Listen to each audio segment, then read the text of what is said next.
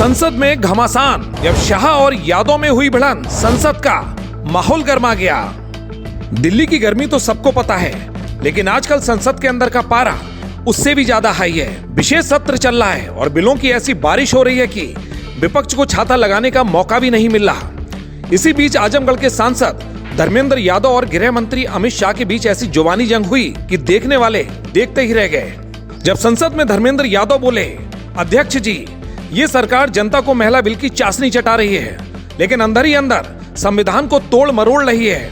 ये जो परिसीमन को जनगणना से अलग कर रहे हैं ना, ये बिल्कुल वैसा ही है जैसा इन्होंने कश्मीर और असम में किया था। ये पूरे देश में वही खिचड़ी पकाना चाहते हैं। जब तक पिछड़ों और मुस्लिम महिलाओं को उनका हक नहीं मिलेगा, हम इस बिल को पास नहीं होने देंगे। ये साजिश है और हम इसके खिलाफ डटकर खड़े हैं। अध्यक्ष जी, एक मिनट तो देना पड़ेगा अध्यक्ष जी। नहीं देंगे, दीजिए। ऐसे नहीं महिला बिल की चाशनी के नाम पर जो हाल कश्मीर का हुआ है, आसाम का हुआ है, वही हाल पूरे देश के करने का जो प्रयास है, हम संपूर्ण विपक्ष की ओर से इसका हम पुरजोर विरोध करेंगे।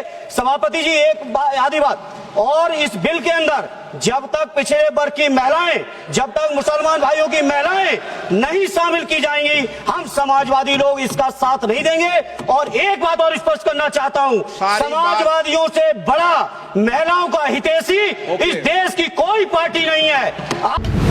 वाह भाई वाह, धर्मेंद्र जी ने तो सीधा आरोपी लगा दिया कि सरकार संविधान के साथ खिलवाड़ कर रही है। मतलब मिठाई दिखाकर कड़वी दवा पिलाने की तैयारी है। फिर क्या था, शाह अपनी कुर्सी से खड़े होते हैं और चेहरे पर एक मुस्कान लिए बोलते हैं, अरे भाई धर्मेंद्र जी, इतना परेशान क्यों हो रहे हो? अभी तो सिर्फ मकान गिने जा रहे हैं, उसमें आपको घबराहट होने लगी।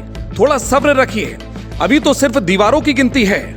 जब नागरिकों की गिनती शुरू होगी तब सब कुछ ठीक हो जाएगा। आप लोग बस तुष्टीकरण की राजनीति करना जानते हैं, विकास की नहीं। माननीय सदस्य धर्मेंद्र यादव जी कह रहे हैं कि कॉलम नहीं है। उनको मालूम पड़ना चाहिए कि अभी घरों की गिनती हो रही है और घरों की कोई जाति नहीं होती। समाजवादी पार्टी का चले तो घरों की भी जाति तय कर ले। मान्यवर, जब व्यक्तियों की जनगणना होगी, नागरिकों की जनगणना होगी, तब उसमें जाति का कॉलम रखा है। ये मेरा विभाग है। मैं सदन को आश्वस्त करना चाहता हूं कि ये जनगणना जाति जनगणना के साथ ही होने वाली है। शाह साहब ने तो एक ही बात में पूरी बात खत्म कर दी। उनका मतलब साफ था, अभी तो बस ट्रेलर है, असली फिल्म तो अभी बाकी है मेरे दोस्त। फिर क्या था, काफी शोर शराबा हुआ, विपक्ष ने खूब जोर लगाया, वोटिंग की मांग की गई, लगा कि शायद कुछ होगा, लेकिन जब मशीन पर नंबर चमके तो बाजी पलट चुकी थी। सरकार के पक्ष में 251 वोट पड़े और विपक्ष के पक्ष में 185 वोट।